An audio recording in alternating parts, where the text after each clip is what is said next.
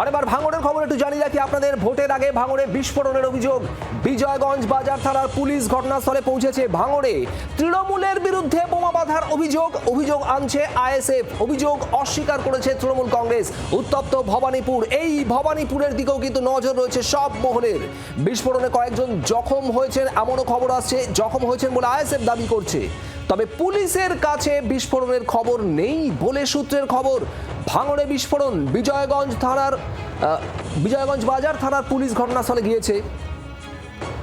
আর এখানেই বোমা বাঁধার কাজ চলছিল এমনটাই অভিযোগ। আইএসএফ এর অভিযোগ, তৃণমূল কংগ্রেসের তরফেই কর্মী সমর্থকরা বোমা বাঁধছিল। আর সেখানেই এই বিস্ফোরণ, বেশ কয়েকজন জখম হয়েছেন বলেও দাবি আইএসএফ এর। প্রসেনজিৎ সর্দার আমাদের প্রতিনিধি রয়েছেন আমাদের সঙ্গে। প্রসেনজিৎ, কোথায় বিস্ফোরণের খবর পাওয়া যাচ্ছে এবং পুলিশের কাছে খবর নেই, ঠিক কি জানা যাচ্ছে? দেখো, এখনো পর্যন্ত কিন্তু যেটা আমরা জানতে পারছি যে বোমা বিস্ফোরণের ঘটনা ঘটেছে বিজয়গঞ্জ বাজার থানা যে এলাকা, সেই এলাকায় কিন্তু ঘটনা ঘটেছে 2 নম্বর ব্লকের। এবং সেখানটায় বামুনিয়া বলে যে জায়গা আছে, সেখানে একটা পুরো বাড়িতে বলা যেতে পারে এই বোমা বিস্ফোরণ ঘটে। এবং যেটা আইসে অভিযোগ করছে যে তৃণমূলের যারা সমাজবিরোধী আছে তারাই বোমা বাঁধছিল এবং সেই বোমা ফেটে যায় এবং ঘটনাস্থলে একজনের মৃত্যু হয়েছে বলে এমন কিন্তু আমরা অভিযোগ পাচ্ছি, যেটা আইএসএফ এর একটা বক্তব্য। এবং এই ঘটনা পুলিশ জানে, সেটাও কিন্তু আইএসএফ এর তরফ থেকে বলা হয়েছে। এবং পাশাপাশি কিন্তু পুরো বিষয়টি তৃণমূলের তরফ থেকে যেমন অস্বীকার করা হয়েছে। এবং এই ঘটনা যখন দিনের আলো প্রকাশে যখন ঘটনাস্থলে পুলিশ আসে, সেই সময় পুলিশকে ধরে একরকম বিক্ষোভ দেখায় আইএসএফ এর কর্মীরা, সমর্থকরা তারা।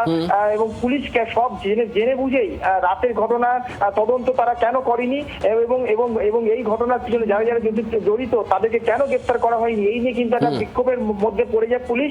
এবং পরবর্তী সময় কিন্তু ঘটনাস্থলে আরো বিশাল পুলিশ বাহিনী আসে এবং এই নিয়ে কিন্তু এলাকায় একটা উত্তেজনা যেমন আসে, পাশাপাশি রাজনৈতিক ভাবে একে অপরে কিন্তু দোষারোপ কিন্তু যেমন করা হচ্ছে। কতজন আহত হয়েছে, তাদের কি অবস্থা, এই বিষয়ে সুনির্দিষ্ট কোনো তথ্য কি মিলছে?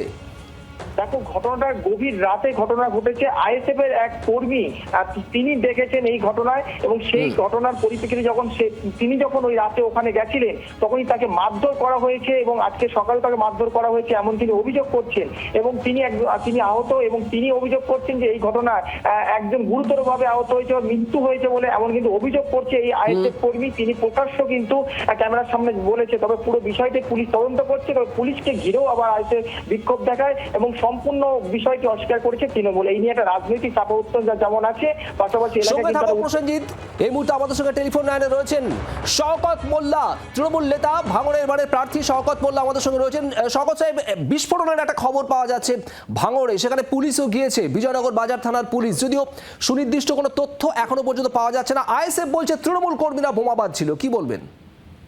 শুনুন, আপনারা এর আগে আপনি যদি দেখেন, ভোগালী 2 এর বানিয়াড়াতে 3 গ্রাম বোমা বন্দুক উদ্ধার, জিরেনগাছাতে সেখানে 28 পিস বোমা একজন আইএসএফ এর নেতার কাছ থেকে উদ্ধার, 70 কেজি বোমার মশলা সেখানে আইএসএফ এর নেতা মাবুক আলী মোল্লার কাছ থেকে উদ্ধার, বাইক সহ। এবং আমাদের গাড়িতে বোম মারা থেকে শুরু করে এই সমস্ত ঘটনা আইএসএফ করেছে। এবং আজকে যেখানে বোমা পাওয়া গেছে, সমস্ত আইএসএফ পরিকল্পিতভাবে এই সমস্ত বোমা রেখেছিল নির্বাচনকে সামনে রেখে। আমরা প্রশাসনের কাছে অনুরোধ করব, কোনো রং না দেখে একেবারে পরিষ্কারভাবে চিরুনি তল্লাশি হোক। আমরা শান্তিপূর্ণ ভোট চাই, গণতান্ত্রিকভাবে মানুষ যার পক্ষে রায় দেবে সেই জিতবে। এটা আমি কলকাতা পুলিশের সিপি এবং থেকে শুরু করে যারা আছেন, আমি তাদের কাছে এটা অনুরোধ করব। বাংলার আওয়াজ, বাঙালির আবেগ, জি 24 ঘন্টা।